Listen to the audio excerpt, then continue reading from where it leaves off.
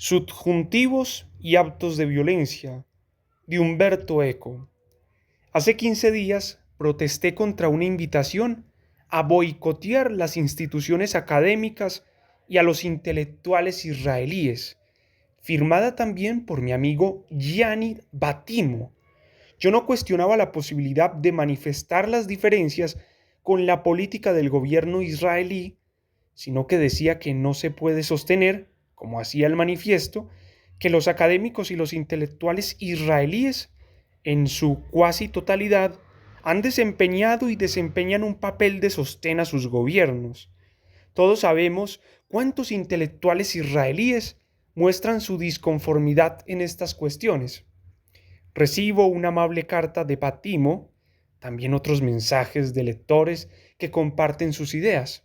Escribe Batimo: me siento como aquel a quien se critica el uso indebido de un subjuntivo.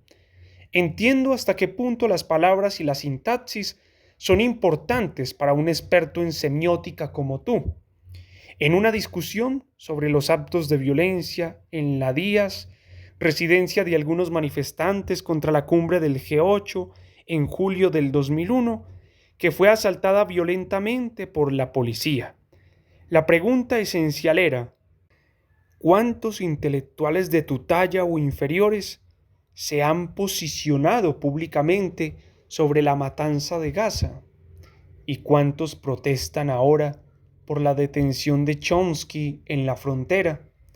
Pero es que, a propósito de los actos de violencia de la Díaz, yo no criticaba a Batimo que utilizara mal los subjuntivos, sino que quisiera condenar como represalia a todos los policías italianos, idea que, me imagino, debería rechazar cualquier persona dotada de sentido común.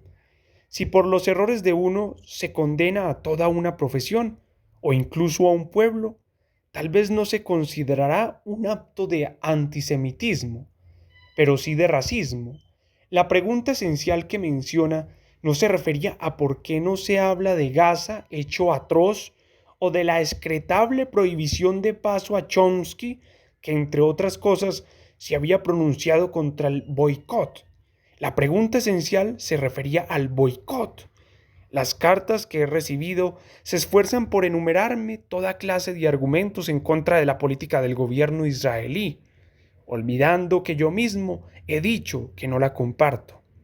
Pero lo que preguntaba en mi artículo es si, sobre la base de un rechazo a la política de un gobierno, se puede excluir de la comunidad intelectual internacional a todos los estudiosos, científicos y escritores del país donde ese gobierno está gobernando. Al parecer, mis objetores no ven ninguna diferencia entre ambos problemas. Batimo, por ejemplo, para subrayar que en la idea del boicot hay antisionismo, pero no antisemitismo, me escribe: serían antisemitas los muchos judíos antisionistas que sienten su religiosidad judía amenazada precisamente por esta política de prepotencia. Y esta es justo la cuestión. Si se admite, y sería difícil no hacerlo, que hay muchos judíos, también en Israel, téngase en cuenta, que rechazan la política de prepotencia de su gobierno, ¿por qué anunciar un boicot global que también los incluye? Estos días se han producido dos malas noticias. Una es que en las escuelas de los extremistas religiosos israelíes se han prohibido las tragedias de Sófocles, Ana Karenina, las obras de Bashevis, Singer y la última novela de Amos Oz. En esta decisión nada tiene que ver el gobierno, es cosa de los talibanes locales. Y sabemos que talibanes los hay en todas partes. Había incluso talibanes católicos que ponían a Maquiavelo en el índice. Entonces, segunda mala noticia: ¿por qué los boicoteadores turinenses se comportaron como talibanes cuando protestaron porque se quería dar el premio del Salón del Libro, como luego se dio a Oz?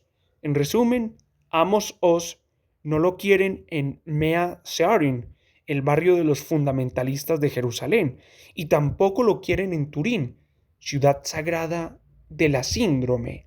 ¿A dónde tiene que ir ese judío errante?